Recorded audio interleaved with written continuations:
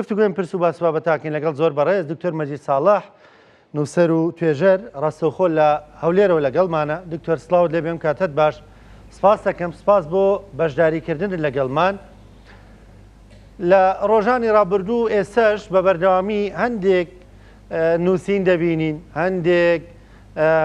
گوێمان لە وتە دەبێ، هەندێک دەنگ دەبیستین کە دیاردەیەک ڕوودەدات. ئەوان دێنە قساوان دەنووسن کە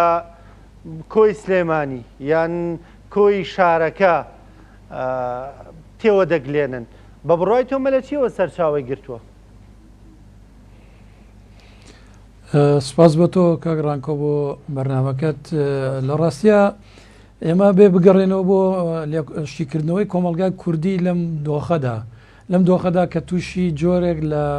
بێپێوەری یا ئەوەی بە زمانێکی زانستی پێڵێن ئەنۆمی تووشی بێپێوەری بووە و ئەم بێپێوەری وای کردووە کە چەندین لایەنی تر چەندین کەسی تر یا هەر ڕۆژنامە نووسێک یا هەر کەسێک یا هەر لایەنێکی سیاسی بە کەیفی خۆی پێوەەر بۆ کۆمەلگاکە دانێت و هەوڵ بدات ئەو پێوەرانەی خۆی زاڵکا بەسەر مەسەلەکانە. بۆ نمونە ینی ئێستا پێوەری مەسەلەی نەتەوایەتی و نیشتمانی لای پارتی جۆرێکە، لای یەکێتی نیشتمانی جۆرێکە، لای حیزبەکانی تر جۆرێکە. ینی ڕێککەوتنێک نییە لەسەر پێوەرە نیشتمانی و نەتەوەیەکانمان. ئەمە بۆشایەک لە پێوەری دروست کردو بۆ ئێمە، معیارێک کە ئێمە لەسەری کۆک بین و هەموو کۆمەلگا لەسەری کۆک بێک. ئەمە ئەو بۆشایە دروست کردووە کە چۆن لایەنێکی سیاسی یا چۆن کەسێکی بانخواست دێت تەکفیری تەواوی کۆمەلگاکە، جاری وایە ڕۆژنامە نووسێک بە ناوی ئازادیەوە یا لایەنێکی سیاسی بە ناوی دموکراسیەوە دێت هەموو کۆمەلگا تەکفیرەکات. ئەمە کارەساتێکی گەورەی لێ دروست ئەبێت و ئێستا ئەگەر هەل ئێستاوە بەرگری لێ نەکەین، هەر لێستاوە ڕێگری لێ نەکەین و پێوەرە مشتەرەکەکانی کۆمەلگای ئێمە نەدۆزینەوە، ئەمە کارەساتێکی کۆمەڵایەتی و بە معنە ئەوەی کە کۆمەلگای ئێمە تووشی ئەنۆمیەکات. ئەو مستەڵەحێکی کۆمەڵاسی سیاسیە کە ئێمێل دۆرکایم باسی کردووە و کاتی خۆی لە کۆمەلگای ئۆروپیا کاتێک کە دین تەسیراتی لەسەر کۆمەلگا نامێنێ، سیرەکەی لە ناو کۆمەلگای ئۆروپیا پشێوەیەکی زۆر گەورە دروستە بێت. بۆیە ئەو پێشنیارەکات کە مەسائلی نیشتمانی و نەتەوەیی و مەسائلی ئاڵا مەسائلی تر ئەمانە ببنە پێوەری مشتەرەک لە بۆ یەخستنی کۆمەلگاکە. بەداخەوە ئێمە ئێستا ڕێک لەو قۆناغا ژین بە تایبەتی باشووری کوردستان کە لە قۆناغی بێپێوەریاژین. هەر ئەمە ژوای کردووە کە تەکفیری شارێک بکرێت یا بە معناکانی تر بە معنای سیاسیەکەی یاخود تەکفیری نەتەوەی کورد بکرێت. زۆر جارێ کابرا بە کەفی خۆی ئەڵێ ئەوە کورد هیچ نییە، کورد ئەمە نییە، کورد ئەمەی پێ ناکرێت. یعنی لایەنێکی سیاسی غەڵەتی کردووە یاخود کەسێک غەڵەتی کردووە، شخصیەتێکی سیاسی غەڵەتی کردووە، ئەو دایە بڕێ بەسەر تەواوی کۆمەلگاکە. بە هەمان شێوە بۆ شارێکیش ئەگەر لایەنێکی سیاسی کارێکی هەڵی کردبێت لە شارەکە، ئەمە بۆ معنایە نییە کە تەواوی شاری سلێمانی بە تایبەتی ئێستا ئەبینین کە سلێمانی مێژوویەکی دوور و درێژی هەیە لە خەبات لە بەرامبەر دەوڵەتی عوسمانیە، لە بەرامبەر دەوڵەتی مەلیکیە، لە بەرامبەر دەوڵەتە یەک لە دوایەکانی عێراقا. یعنی دایمەن پێشەنگ بووە. تۆ ناکرێت لەبەرەوەی لایەنێکی سیاسی هەڵەیەکی کردووە تۆ هەموو خەڵکی سلێمانی تاوانبارکەی بە ئەوەی کە بێ هەڵوێستە یاخود ئەو مستەڵەحە زۆر ناشرێنانەیە کە من نامێ باسیکەم لێرە. کاک مەجید، ینی دەبینین بۆ نمونە هەر ئەو بەڕێزانەی کە ڕەخنە دەگرن قسە دەکەن، ینی وەکو دەڵێ لەسەرەوە تا خوارەوە پێیدادێن. ئەمە هەرە و ئازادیە نییە کە ئەوان دەڵێن وجودی نییە. یعنی ئەگەر ئازادی نەبێت تۆ لەسەرەوە تا خوارەوە پێیدادێی بە دڵی خۆت قسە دەکەی، ڕەخنە دەگری تا ئاستیەوەی کە جنێویش دەدەی دوور لە ڕووی بینەران و دەژڵی ئازادینی. ئەمە ئەگەر ئازادی نەبێ ئایا ڕێگە بەو جۆرە نووسینانە دەدرێت؟ کاک ڕانکۆ، جوێنداین ڕێگەدان بە جوێنداین بە معنای ئەوە نییە کە ئیتر ئازادی هەیە. ئێمە دەبینین لە زۆر ڕووی ترەوە ئێمە کێشە و گرفتمان هەیە ئازادی بەو ئێستا بۆچی خەڵکی یەکێک من لەو مەقالەمە کە نووسی بووم و باسیەوەکەمە کە خەڵکی سلێمانی بۆچی ئێستا لە سیاست دوورە هۆکارەکەی چییە لەبەرەوەی چەندین جاردەنگی داوە بە لایەنی سیاسی دوای ئەوە لایەنە سیاسیەکە نەیتوانیوە ئەو ئامانجانە ئەو بەرنامانەی کە ئەم لە پێناویە دەنگی پێداوە بێنێتە دی ئەمە جۆرێکە لە پێشێلکردنی ئازادی خەڵک کە تۆ دەنگە دەیت بەڵام بە ئیشت پێ ناکرێت ینی ئیش بە دەنگەکەت ناکرێت ئیش بە بەرنمەکەت ناکرێت وعدە دەیت ئەو بەرنمانەی کە جێبەجێکی بەڵام جێبەجێ ناکەی بە معنای ئەوەی کە بوونی قسەکردن لە کەناڵەکانی ڕاگەندنێ یا جوێنداین یا شتانێک کە جەنابەت باسیەکەی و بە معنایەوە نییە کە ئازادی هەیە بەڵام بەو معنای ئەوەش نییە کە ئێمە ڕخنەش نەگرین لە سلێمانیە ڕخنەگری زۆر باشیشەیە بەڵام کێشەکە لەوەیە دەسەڵاتی سیاسی چی لە هەرێمی کوردستان بەگشتی و چی لە سلێمانی و چی لە دەسەڵاتی هەولێریشە گوێ لەو ڕخنانە ناگیرێت کە گوێت لێ نەگرێت خەڵکەیە هەندێک جار ناچارە بێ پەنا با بەو جۆرە کارە هەڵانە کە لە ئەساسا کە بێن نابێت بکرێت و سەبەبەکەشی وەکو باسم کرد ئەگەڕێتەوە بۆی کە گوێ لە ڕخنە ناگیرێ و گوێ لە بەرنمەیە کە خەڵک دەنگی پێداوە و بڕوای پێەتی نادرێت یەک جار دوو جار وای لێ دێتە کە خەڵک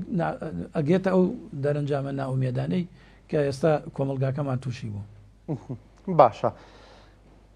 کاک مەجید بە بڕوای تۆ چی بکەین بۆەوەی کە هەم دەنگی ئازادی و هەم دەنگی ئازاد کب نەبێ و هەم ئەنی هەندێک خەڵکیش لە خەڵکی دیکە جیاب بکەینەوە هەندێک دەزانین لە دڵسۆزی خۆیان دەنووسن قسە دەکەن بە دەنگ دێن هەندێکیش دەزانین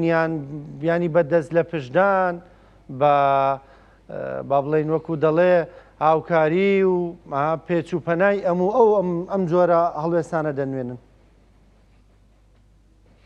وڵا من ناتوانم حکم بدەم لەسەرەوەی کامیان دەستی لە پشتە و کامیان دەستی لە پشت نییە و ئعازی کێ کراوە ئەمە لە ڕاستیە ئێمە ئەگەر ڕاست دەکەین دام و دەستگامان هەیە دام و دەستگای لێکۆڵینەوەمان هەیە قسەمان هەیە بێ ئەوانە لە دادگاکانە بسەلمێنرێن نەک بە تۆمەت بەخشینەوە بە هەر کەسێک کە ڕەخنە بگرێت بەس بۆی چی بکرێت ئێمە لە بەردەم لە سەرەتای پرسیاری یەکەم تا باسم کرد لە بەردەم کۆمەلگایەکان کە وردە پێوەرەکانی حزبی زاڵ ئەبێ بەسەر پێوەرە نیشتمانی و نەتەوەیەتەکانە و ئەگەر بەردەوام بێ لەسەر ئەمە ئەو کاتە چۆن لایەنە سیاسیەک ئەوێت پێوەرەکەی خۆی بەسەر تەواوی شارێکە یا تەواوی کوردستانە بسەپێنێت بە هەمان شێوە خەڵکی تری شەوڵەدا مقاومەیەک بکات جاری وایە ئەو مقاومەکردنە مقاومەیەکی لۆژیکیە عقلانەیە ڕخنەیەکی منطقیە گرێ جاری واشەیە لە ڕێگە لادا و مقاومەیەکی سلبیە بەڵام لە هەموو حاڵەتەکانە ئێمە شتێک هەیە ناوی مەسلەی نەتەوە و نیشتمانە مەسلەی شارە مەسلەی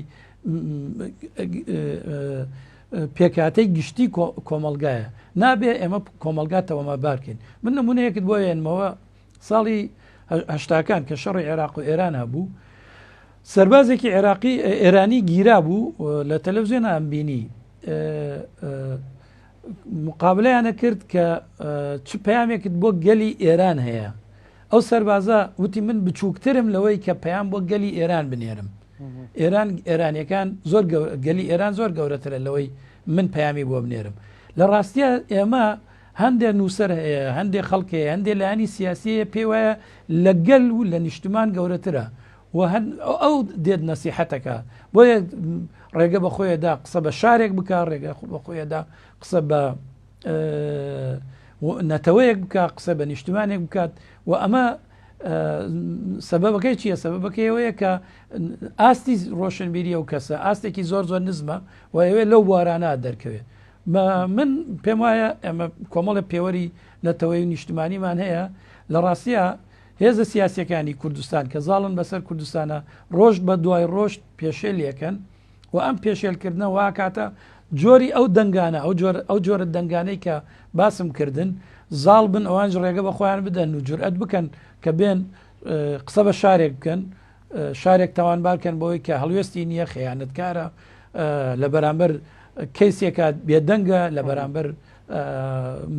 مووقفێک نییە بەرامبەر بە شتێک ئەمە ڕاستەکەی وەکو باسم کرد نەمانی پێوەرە نیشتمانی و نەتەوەیەکانە کە دەسەڵاتی سیاسی هەرێمی کوردستان بە گشتی لی بەرپرسیارە. باشە کاک مەجید ینی کێشانی هێڵێک لە نێوان ڕاست و چەپدا ڕەش و سپیدا و نێوەندێک نێشنەوە یانەر ئێستا ڕەنگە بەشێک لەو کەسانی کە تەنانەت بۆ نمونە جۆرێک لە بەرگری ینی لە سلێمانیش بکەن بڵن کاکە ناکرێتەوە قسە با هەموو سلێمانی بڵێ با هەموو سلێمانی بڵێ دوو لە ڕێبینەران ینی بێغیرەتە نازانم هەڵوێستیان نییە ینی ڕەنگە ئەمەش بکەیتە بەر جۆرێک لە تەوژمی پۆپۆلیزمانە ینی چی بکرێت بۆی کە ئەم هێڵە ناوەندە هەبێت و ئەم هێڵە ناوەندە بهێڵدرێتەوە ینی کۆمەلگا و شارەکان و پێکاتی شارەکان تەنانەت دەسەڵاتە سیاسیەکانیش ینی دابەش نەبوون لە نێوان ڕەش و سپیدا ینی هێڵێک هەیە ناوەندە زای هیچ کەس حەقی نییە قسە بە شارێک بکە قسە بە نەتەوەیەک بکە و قسە بە نیشتمان بکە هیچ کەس حەقی نییە هیچ کەس ئەو حەقی پێ نەدراوە لە ژێر هەر هیچ بیانوویەکە چکە نەتەوە گەورەترە لەو جۆرە فەردانە لەو جۆرە خەڵکانە کە دێن تەحلیلێکی واکەن و نیشتمان گەورەترە لە هەمومان بەڵام وەکو باسم کرد کاتێک دەسەڵاتی سیاسی بۆ خۆی دێت ئەو هەنگاوە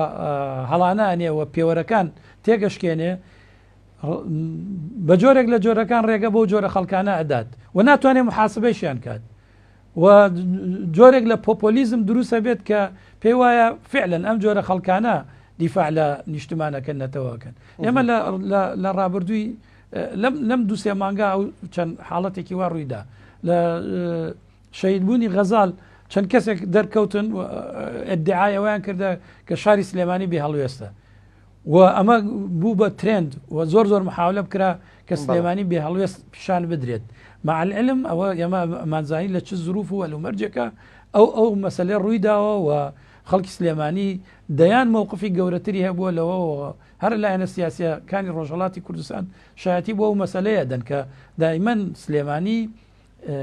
ماڵی دووەمی ڕۆژهەڵاتیەکان بووە لایەنە سیاسیەکانی و خەڵکیش کە ئێستا بە تایبەتی ئێستا کە لە ڕۆژهەڵات ڕۆژی دۆخێکی ئابووری ناهەموارە تێپەڕێ سلێمانی بووەتە دەواازەیەک بووەتە ماڵێک بووە ڕۆژهەڵاتیەکان کە هاتوون لەوێ ئیشەکەن لەوێ کاسبیەکەن لەوێ ئەژین لەوێ ئەپارێزرێن لە هەڕەشەی وڵاتەکەی خۆیان ینی سلێمانی ناکرێت بۆ هەڵوێستێکی بچووکی وایە یەکێک خۆی بکاتە پاڵەوان و سلێمانی پێتاوان بارکە بۆ ئەم ڕووداوە تازانش کە ڕوەدەن لە سلێمانیا بە تایبەتی و کەیسەی کە لەو دۆسیەی دادگای سلێمانیا ڕوویدا بوو ناکرێت مووقفی کەسێک یا کارێک کراوە بەرامبەر بە کەسێک وای لێ بکەیتە کە سلێمانی بە ناپیاو لە قڵم دێمە نابێت ڕێگە پێ بدرێ بێت کەسەکە خۆی پێشوەخت سانسۆر لە خۆی دانێ کە شارێک بەو هەموو مێژووە گەورەی تاوانبار نەکات لەسەرەوەی کە کەسێکی لایەنێکی سیاسیە دەستگایەکی ئەمنی هەڵەیەکی کردو بەرامبەر بە هاوڵاتیەک وەش پێویستە هەمومان ڕێگری بکەین لەو شێوازە مامەڵەکردنەوە چەندین کەسیش نووسیوەتی وە بەڵام بە زمانێکی ئەینووسێت بە زمانێک ئەینووسێت کە چارەسەر بێت نەک بە زمانێکەوەی کە خۆتکەیتە پاڵەوان و شارێک بەنامەرد یا بە حەدم نییە و قسە بکەم بەرامبەر بە سلێمانی بەوەی کە لە پیاوەتی خراوە سلێمانی نەک ئێستا نەک ڕابردوو بەڵام کول لە داهاتوشە شارێکە کە دڵی کوردستانە ئەمە هەموو ئینسان ئەزانێ هەموو کوردێک ئەزانێ لە دوای ئەوەی کە کوردستان دابش کرا لە سلێمانی و تیشکی مەسلەی سربەخۆی خوازی ڕۆشتەوە بۆ بەشەکانی تری کوردستان ئەدمۆز قسەیەکی زۆر بچووکی هەیە لەسەر سلێمانی دێڕێکی هەیە زۆر جوانە ئەدمۆز لە کتێبەکەی کورد و تورک و عەرەب باسی ئەوەکە کاڵێ سلێمانی باسی سلێمانی بیستەکانەکە شارێکی زۆر زۆر بچووکە بەرزترین بیناتایە مزگەوتی گەورەیە بەڵام کاچیتە ناو خەڵکەکەیەوە هەر کوردێکی خەڵکی سلێمانی باسی سربەخۆیی کوردستانەکە کە وەکو ئەوە وایە کە لە سلێمانیوە هەر چوار پارچەی کوردستان ڕزگارەکرێ و دەوڵەتێکی گەورەی کوردستان دروستەکرێ ئەمە ساڵی 1923 ئەدمۆز ئەم وتەیە نووسیوە و ئێستا سلێمانی بە توانیوێتی لە ڕێگەی منەوەرە گەورەکانی خۆیەوە تیشکی مەسلەی کوردایەتی و مەسلەی نیشتمانی و مەسلەی ئازادی خوازی و دموکراسی خوازی بەناو هەموو کوردستانە بەڵاو کاتەوە و ناکرێتەوە ڕێگە بە خۆت بدەیت و نابێت ڕێگە بە کەسیش بدرێت لەمە لە بەرامبەر بە سلێمانیەوە بکە مەبەستمەوەیە کە کەسێک کە قسەی کرد حەقا هەموو ڕووناکبیران و ڕۆشنبیرانی سلێمانی بەرامبەری بستنەوە گینا مەسائلی ئیجرایاتی تر